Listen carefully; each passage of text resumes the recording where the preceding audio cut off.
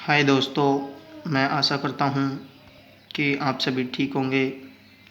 और आज हम बात करेंगे प्लेटो की जीवनी के बारे में, जो प्लेटो के जीवन काल से जुड़ी हुई है। उनके माता पिता का नाम, उनकी माता का नाम, उनके जीवन में उन्होंने कहाँ से कैसे पढ़ाई की और आगे जाकर उन्होंने अपने जीवन में क्या क्या योगदान दिया और क्या क्या किया, उसके बारे में आज हम उनके जीवन परिचय से संबंधित कुछ बातें जानने की कोशिश करते हैं।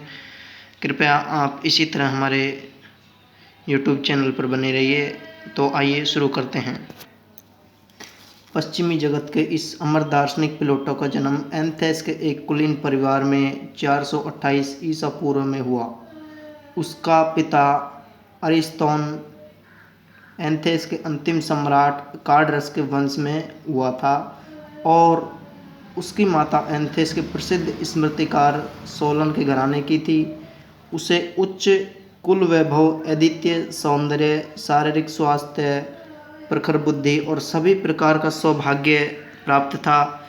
उसका वास्तविक नाम अरिस्तोक्लीज था।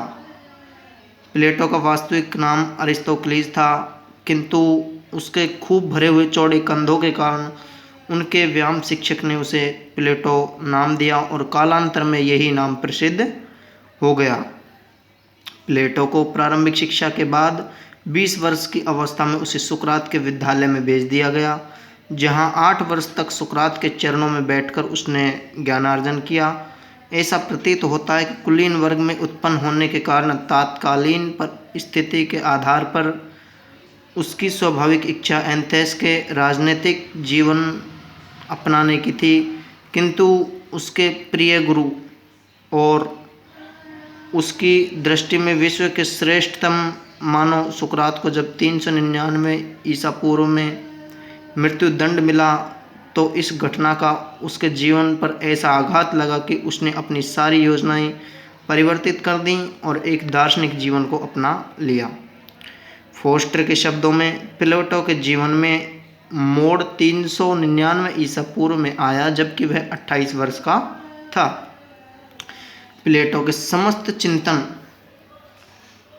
पर सुकरात का सबसे अधिक प्रभाव है। इस संबंध में मैक्सी ने लिखा है कि प्लेटो में सुकरात पुनर्जीवित हो गया है। सुकरात की मृत्यु के बाद प्लेटो एथेंस में अधिक दिनों तक न रह सका और सर्वोत्तम शासन प्रणाली की खोज में अगले 12 वर्षों तक मिस्र, इटली और यूनान के नगरों पर भ्रमण करता रहा। ऐसा समझा जाता है कि इन दिनों उसने गंगा के तट तक भारत की यात्रा भी की थी। इसी काल में वह सिसिली भी गया और सिसिली के सिराक्यूज राज्य में उसकी भेंट दियोन नामक एक अत्यंत सुसंस्कृत व्यक्ति एवं वहाँ के राजा दियोनिसियस प्रथम से हुई। एक युग बीत जाने पर पितृभूमि के प्रेम ने प्लेटो को फिर सताया और वह एथेंस लौट आया। सुकरात की मृत्यु के ठीक 11 वर्ष बाद विदेश यात्रा से लौटकर प्लेटो ने 388 ईसा पूर्व में एक शिक्षालय खोला। यहीं प्लेटो की वह प्रसिद्ध अकादमी या शिक्षण संस्था थी जिसे यूरोप का प्रथम विश्वविद्यालय कहा जा सकता है। उसने अपने जीवन के शेष 49 वर्ष एक दार्शनिक और अध्यापक के रूप में बिताए। इस अकादमी में राजनीतिक, कानून और दर्शन सभी विषयों की शिक्षा व्यवस्था थी, किंतु गणित शास्त्र और ज्यामिति की शिक्षा को प्रधानता नहीं थी। इस शिक्षालय के प्रवेश द्वार पर ये शब्द अंकित थे, ज्यामिति से अपरिचित कोई व्यक्ति यहाँ प्रवेश न करे। 367 ईसा पूर्व में दियोनिसियस प्रथम की मृत्यु हुई और उसका पुत्र दियोनिसियस द्वितीय राजगद्दी पर बैठा। इसी समय उसे दियोन से संदेश मिला कि दार्शनिक राजा के सिद्धांत को व्यवहारिक रूप प्रदान करने का अवसर आ गया है। इसमें निश्चित रूप से बड़ी संभावनाएं निहित थी, इसलिए वह सिराक्यूज गया। प्लेटो वहाँ कुछ समय तक रहा, किंतु उसे विशेष सफलता नहीं मिली।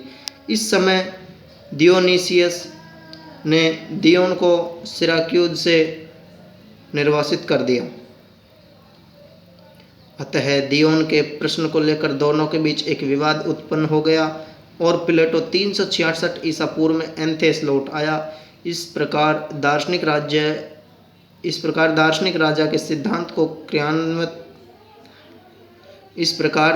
राजा के सिद्धांत को क्रियात्मक रूप प्रदान करने में उसे सफलता नहीं मिली। 81 वर्ष की आयु में 347 ईसा पूर्व अपने पीछे अरस्तु यदि सैकड़ों शिष्यों को छोड़कर यह अमर दार्शनिक मृत्यु की गोद में सो गया। इस प्रकार यह प्लेटो की जीवनी समाप्त होती है। और आप हमें कमेंट करके बताइए कि आपको यह वीडियो कैसी लगी। यदि वीडियो अच्छी लगी हो तो हम आपके लिए और भी बेहतरीन वीडियो आपके लिए लेकर आएंगे। धन्यवाद।